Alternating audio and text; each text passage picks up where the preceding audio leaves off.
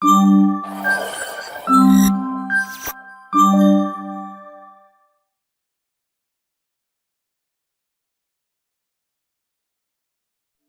no Neverland: The Promised Neverland adalah sebuah manga yang diciptakan oleh Kayu Shira dan Posuka Demizu. Manga ini pertama kali diterbitkan pada 1 Agustus 2016 di majalah Weekly Shonen Jump dan berakhir pada 15 Juni 2020 dengan total 181 bab yang kemudian diterbitkan dalam 20 volume tankobon. Manga ini dikenal karena menggabungkan elemen-elemen thriller, psikologi, dan petualangan yang kuat dengan cerita yang berfokus pada perjuangan hidup dan kematian serta pencarian kebebasan dalam dunia yang penuh dengan pengkhianatan dan bahaya. Cerita dimulai di sebuah panti asuhan yang tampaknya sempurna, Gracefield House, yang dikelola oleh seorang wanita bernama Isabella yang dipanggil oleh anak-anak sebagai Mama. Panti asuhan ini dihuni oleh anak-anak yatim piatu yang hidup dengan penuh kasih sayang dan perhatian, dibesarkan dalam lingkungan yang tampak idilis. Mereka menjalani hari-hari mereka dengan bahagia di bawah pengawasan ketat dari Mama dan hanya memiliki sedikit interaksi dengan dunia luar. Namun kehidupan mereka berubah drastis saat 3 anak tertua, Emma, Norman, dan menyadari bahwa ada sesuatu yang sangat keliru dengan panti asuhan mereka. Mereka menemukan bahwa anak-anak yang tinggal di sana sebenarnya dibesarkan untuk menjadi makanan bagi iblis. Semua anak yang diambil dari panti asuhan ini akan dikirim ke dunia luar untuk dimakan oleh makhluk-makhluk iblis yang menguasai dunia manusia.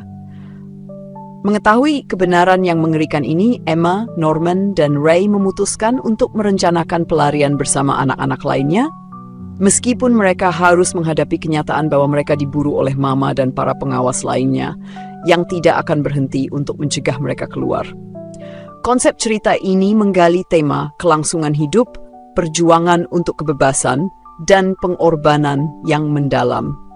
Anak-anak ini harus menggunakan kecerdasan mereka, menciptakan strategi cerdas, dan berkolaborasi untuk menghindari perangkap yang dipasang oleh para pengasuh dan keluar dari perangkap dunia yang telah mereka tinggali. Rilis anime The Promised Neverland mendapatkan adaptasi anime yang diproduksi oleh Cloverworks. Musim pertama anime ini tayang pada 11 Januari 2019 dan selesai pada 29 Maret 2019 dengan total 12 episode. Musim pertama ini setia pada alur cerita manga dan menampilkan perjuangan Emma, Norman, dan Ray dalam mengungkapkan kebenaran tentang panti asuhan mereka, serta upaya mereka untuk melarikan diri dan menyelamatkan anak-anak lainnya dari nasib yang mengerikan. Di musim pertama, para karakter mulai merencanakan pelarian mereka dengan hati-hati, sembari menghadapi bahaya yang mengintai dari Mama dan para pengawas, yang semuanya tampak sangat waspada terhadap kemungkinan pelarian anak-anak tersebut. Anime ini sangat dikenal dengan atmosfer yang tegang, penuh tegangan, dan plot twist yang tidak terduga. Penerimaan terhadap musim pertama sangat positif, dengan pujian khususnya untuk kualitas animasi dan kemampuan untuk menampilkan ketegangan yang mendalam.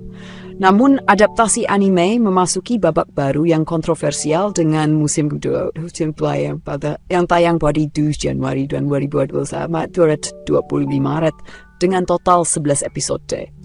Musim kedua ini, meskipun melanjutkan cerita setelah pelarian anak-anak dari panti asuhan, mendapat reaksi campuran dari penggemar karena perbedaan signifikan dengan manga.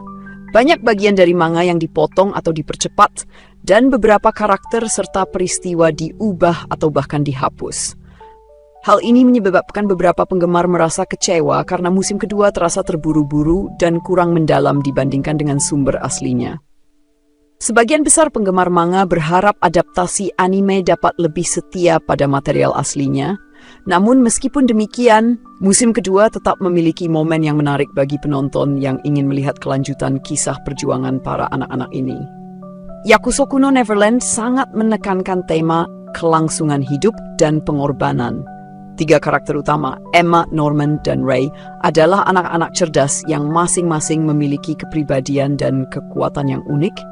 Emma adalah karakter yang sangat optimis dan penuh semangat, selalu berpikir positif meskipun berada dalam situasi yang sangat sulit. Norman adalah karakter yang cerdas dan penuh strategi.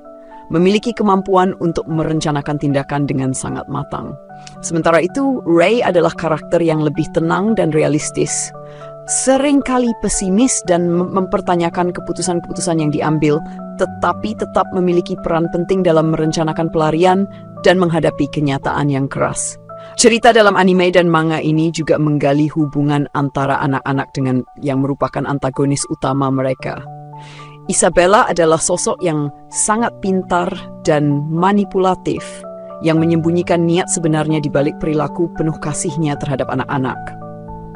Seiring berjalannya cerita, ketegangan meningkat karena perjuangan antara kecerdasan anak-anak untuk melarikan diri dan kemampuan Isabella untuk memanipulasi dan mengendalikan situasi.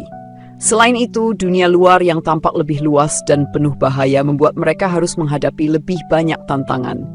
Dunia yang mereka huni bukan hanya dihuni oleh iblis, tetapi juga oleh kelompok manusia yang bertahan hidup dalam kondisi yang sangat keras. Kesimpulan, Yakusoku no Neverland adalah karya yang mendalam tentang bertahan hidup, kecerdikan, dan keberanian dalam menghadapi ketidakpastian. Baik dalam bentuk manga maupun anime, cerita ini berhasil menyampaikan ketegangan, konflik psikologis, dan pelajaran tentang kebebasan dan pengorbanan. Meskipun adaptasi anime mengalami beberapa perubahan di musim kedua, cerita ini tetap menginspirasi banyak penggemar dengan karakter-karakter yang kuat dan dunia yang penuh misteri. Musim kedua The Promised Neverland mendapatkan banyak kritik dan nilai rendah dari para penggemar karena beberapa alasan utama yang berkaitan dengan perubahan signifikan dalam adaptasi cerita, penghilangan atau perubahan besar-besaran dalam konten manga, dan perasaan bahwa musim tersebut tidak dapat menangkap intensitas dan kompleksitas dari cerita asli. Berikut adalah beberapa alasan mengapa musim kedua mendapat banyak kritik dari penggemar. Salah satu keluhan terbesar adalah penyimpangan signifikan dari cerita manga yang terjadi di musim kedua. Di dalam manga, cerita setelah pelarian anak-anak dari panti asuhan mengarah pada eksplorasi dunia luar yang lebih mendalam, memperkenalkan karakter baru, organisasi manusia yang bertahan hidup, dan konflik yang lebih kompleks antara manusia dan iblis. Namun, dalam anime musim kedua, banyak elemen cerita ini yang dipotong atau dipercepat. Sebagai contoh, cerita tentang kota manusia yang tersembunyi dan kehidupan pasca pelarian yang seharusnya dihadapi oleh para karakter, termasuk dinamika antara manusia yang selamat dan iblis yang menguasai dunia, dipersingkat. Beberapa bagian yang sangat penting dalam manga seperti pertemuan dengan kelompok The Resistance dan pengembangan karakter-karakter yang terlibat dalam perlawanan terhadap iblis dihilangkan atau digabungkan dengan cepat dalam satu episode. Hal ini membuat musim kedua terasa sangat terburu-buru dan tidak cukup menggali kedalaman cerita yang ada di manga. Musim pertama anime mengadaptasi cerita manga dengan sangat baik, meskipun hanya dalam 12 episode. Namun di musim kedua, cerita yang sangat kompleks dan penuh dengan lapisan, termasuk pencarian untuk kebebasan, perjuangan melawan iblis, dan konflik batin karakter, harus diselesaikan dalam hanya 11 episode. Karena kekurangan waktu untuk mengeksplorasi semua elemen cerita dengan detail, banyak hal yang terasa terburu-buru atau terkesan dipaksakan. Salah satu kritik utama adalah cara musim kedua menyelesaikan cerita dengan sangat cepat. Beberapa plot utama yang dihadirkan dalam manga seperti perjalanan menuju The Promised Land dan pengungkapan lebih lanjut tentang organisasi yang berperang melawan iblis diselesaikan dengan terburu-buru dan dengan banyak perubahan signifikan dalam struktur cerita.